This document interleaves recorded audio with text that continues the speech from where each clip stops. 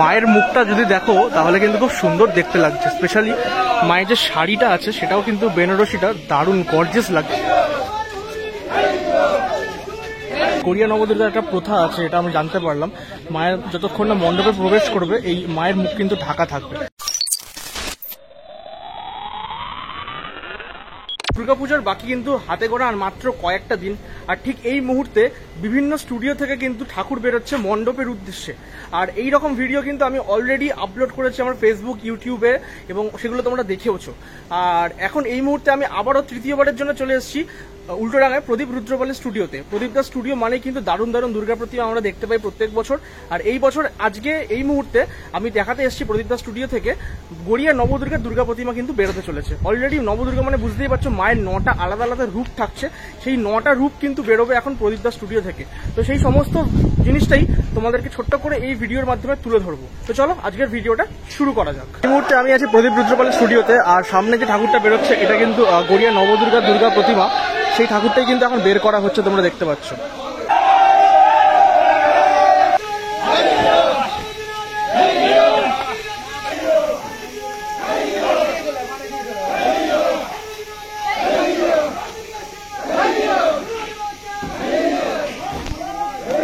মা দুর্গা কিন্তু বেরোচ্ছে স্টুডিও থেকে, এবং প্রচুর মানুষ কিন্তু এই মা দুর্গাকে বের করছেন।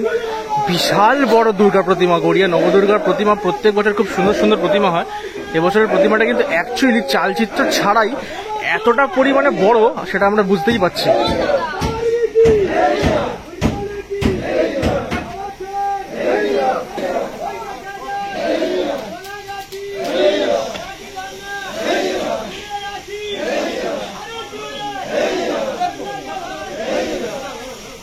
মায়ের মুখটা যদি দেখো তাহলে কিন্তু খুব সুন্দর দেখতে লাগছে। স্পেশালি মায়ের যে শাড়িটা আছে সেটাও কিন্তু বেনারসিটা দারুণ গর্জিয়াস লাগছে দেখতে, ঠাকুরটা বেশ সুন্দর লাগছে।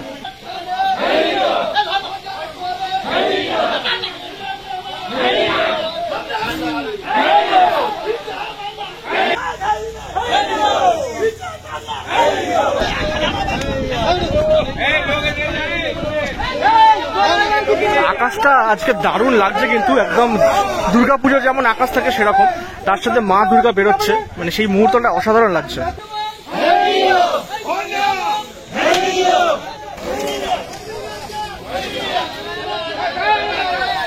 আচ্ছা, মা দুর্গার মুখ কিন্তু এখানে ঢেকে দেওয়া হচ্ছে। এই গড়িয়া নবদুর্গার একটা প্রথা আছে, এটা আমি জানতে পারলাম। মায়ের যতক্ষণ না মণ্ডপে প্রবেশ করবে এই মায়ের মুখ কিন্তু ঢাকা থাকবে। তো এটা যার যার রিচুয়াল, সেটা কিন্তু এখানে পালন করা হচ্ছে, সেটা নিয়ে কিছু বলার নেই। বাট হ্যাঁ, প্রচুর মানুষ মিলে কিন্তু এই ঠাকুরটাকে নিয়ে যাচ্ছে এই গাড়িতে তুলবে বলে।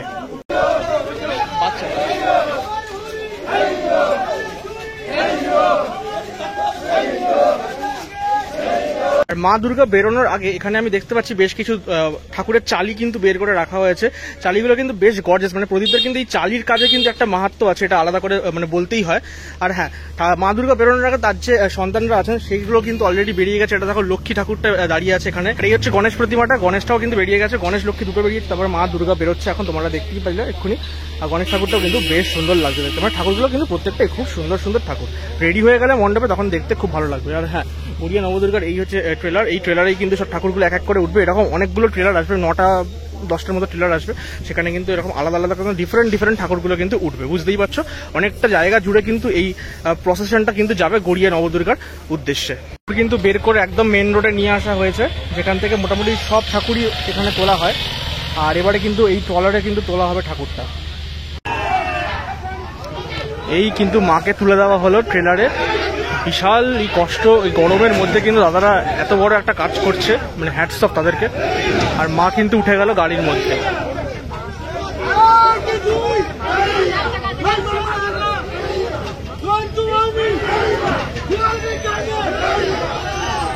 দুর্গা কিন্তু উঠে গেল গাড়িতে, এবং এরপরে কিন্তু আস্তে আস্তে বাকি যে রূপগুলো আছে মায়ের সেগুলো কিন্তু এখানে আসবে, গাড়িতে তোলা হবে। তারপরে কিন্তু মোটামুটি বিকেল রাত হয়ে যাবে এখান থেকে রওনা দিতে দিতে।